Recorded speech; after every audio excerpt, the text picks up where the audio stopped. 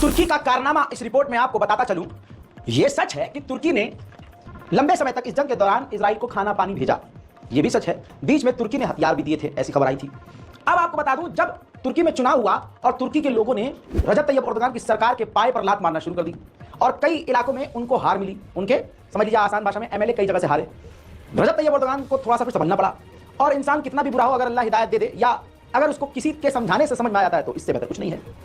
अब यह हो रहा है कि तुर्की ने एक्शन कुछ ऐसे लिए हैं, और जिसमें से एक एक्शन बता रहा हूं जिसकी वजह से इजराइल बहुत परेशान है।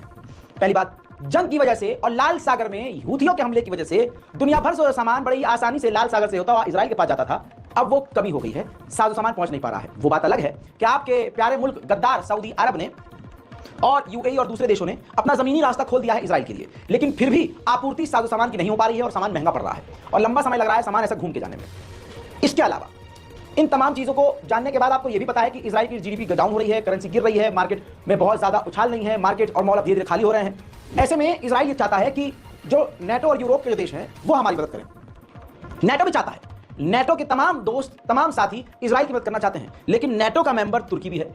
तो जब से ये जंग शुरू हुई है तब से लेकर अब तक जितनी बार नेटो प्रपोजल लेके आता है कि हम इजराइल को मदद देंगे, इजराइल के साथ डील करेंगे, इजराइल के साथ कोऑपरेशन करेंगे, नेटो के मेंबर तुर्की को तुरंत टांग अड़ाने का कीड़ा होता है, और ये कीड़ा बहुत अच्छा है।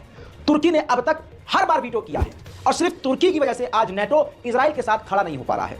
एक बार फिर से नेटो ने कोशिश की कि तुर्की की मदद की जाए, लेकिन इस बार फिर से तुर्की ने टांग अड़ाई और वीटो पावर का इस्तेमाल किया और साफ कहा कि इजराइल गाजा के अंदर नरसंहार कर रहा है, लिहाजा नेटो किसी भी हालत में इजराइल की मदद नहीं करेगा।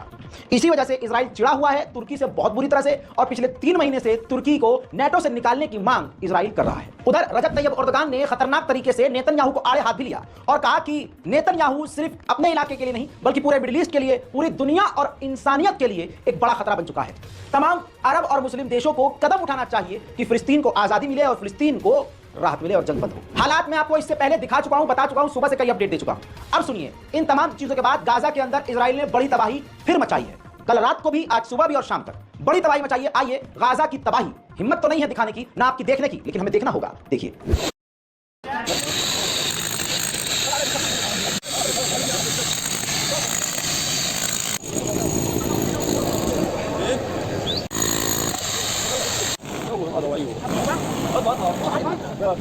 गाजा के अंदर कोई नहीं बच रहा है।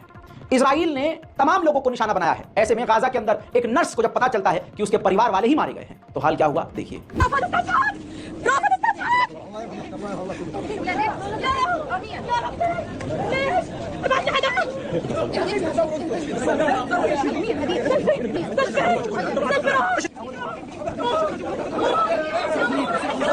हजरात, दर्द हम ये समझ नहीं पाएंगे। जवान बेटा अपने बूढ़े बाप की लाश पर रो रहा है, क्योंकि जब उसे अपने बाप का सहारा बनना था, अब वो जवान हुआ था, अब अपने बाप को राहत देनी थी, इजराइल ने उसके बाप को कत्ल कर दिया।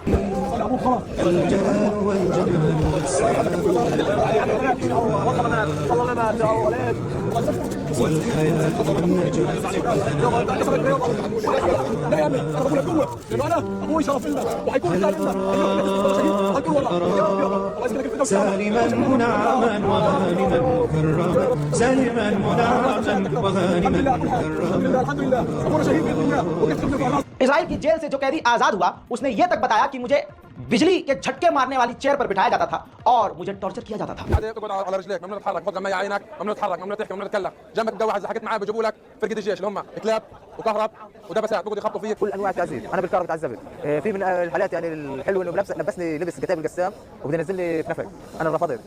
इजराइल ने अल शुजैया स्कूल के ऊपर खतरनाक हमला किया, जिसमें 15 से 20 लोगों के मारे जाने की पुष्टि हो रही है। यह समझ लीजिए कि इजराइल ने 7 अक्टूबर से अब तक 16,300 बच्चों का गज्जा के अंदर कत्ल कर दिया है। वहीं फिलिस्तीन अथॉरिटी के राष्ट्रपति महमूद अब्बास सऊदी अरब तमाम मसलों पर बातचीत करने के लिए, खासकर गाजा के मुद्दे पर बात करने के लिए जल्द सऊदी अरब पहुंचने वाले हैं। हजरात, अमेरिकी सिंगर जो लाइव गा रही थी कहलानी, उसने अपना गाना रोका, म्यूजिक रोका, और उसने कहा कि गाजा को, फिलिस्तीन को, यमन को सपोर्ट करिए। सुनिए। I want to take a second to say free Palestine, free Congo, free Sudan, free Yemen, free Hawaii, free Guam. Beyond a ceasefire, we need an end to the occupation. It's deeper than this. I need everybody that's here right now, everybody that's watching, to step up, to use their voices. I'm not a public speaker. I kind of yell on Instagram sometimes. That's as far as I go. But any difference that you can make is appreciated. Wear your keffiyehs outside. Stop and shop at Palestinian businesses. Hire Palestinians, hire Congolese people, hire people from Sudan. Send your money where it matters. We all we got. So. Israel की court में फिलिस्तीनियों की सुनवाई हुई, और Israel की court में एक खास गांव है फिलिस्तीन के कोने में, और याचिका वहीं से दायर हुई थी। तो इजराइल की कोर्ट ने साफ तौर से कहा कि उस गांव से जिन फिलिस्तीनियों को निकाला गया है वापस फिलिस्तीनियों को उसी गांव में लाया जाए। तुर्की के राष्ट्रपति रजब तैयब एर्दोगान ने बाइडेन से अमेरिकी राष्ट्रपति से फोन पर बात करते हुए कहा कि इजराइल सीजफायर नहीं चाहता है, वो हालात बिगाड़ रहा है, उसने इस्माइल हानिया को इसीलिए मारा है। आपको सिचुएशन संभालनी होगी और जंग बंद करवानी होगी। इस्माइल हानिया की बॉडी इस वक्त कतर में है, आइए देखते हैं मंजर। الجلال والجمال والسناء والبهاء في رباء والحياة والنجاة والهناء والرجاء في هواك هل أراك سالما منعما وغانما مكرما سالما। गाजा के ऑफिशियल आंकड़ों के मुताबिक 39,500 गाजा में अब तक मौतें हो चुकी हैं। हालांकि अगर बर्तानिया और दूसरी रिपोर्ट देखें तो मौत का आंकड़ा लाख से पार हो चुका है। उधर इजराइल के एक्सपर्ट्स ने रिपोर्ट जारी करके खुद अपने मुंह से कह दिया है कि 300 दिन की जंग हम लड़ चुके हैं और अभी भी हम जीत से बहुत दूर हैं। गाजा के साथ साथ फिलिस्तीन के भी हालात खराब हैं। उम्मीद करता हूं इस बारकोड का आप इस्तेमाल करेंगे, ये सिर्फ ऐसे ही देखने के लिए नहीं दिया है। बारकोड का इस्तेमाल कीजिए, स्कैन कीजिए और जो भी आप मदद करना चाहते हैं गाजा और फिलिस्तीन की मदद के लिए आगे आइए। कुछ नहीं कर सकते तो गाजा और फिलिस्तीन के लिए दुआ कीजिए। और मिडिल ईस्ट के हालात अभी और बिगड़ने वाले हैं। Iran, Israel, Lebanon, Syria, Iraq ज्यादा परेशान है, सभी परेशान हैं और ये सिर्फ अमेरिका और इजराइल की वजह से है। आने वाला समय और सख्त हो सकता है। उम्मीद यही करूंगा कि हमारे चैनल को आप सब्सक्राइब जरूर करें ताकि आपको तमाम अपडेट, खासकर इंटरनेशनल के साथ साथ मिडिल ईस्ट अपडेट आपको मिलता रहे, आसान और सिंपल भाषा में, वो भी सबूत के साथ। मैं हूं रजा और आप देख रहे थे रजा ग्राफी। जय हिंद।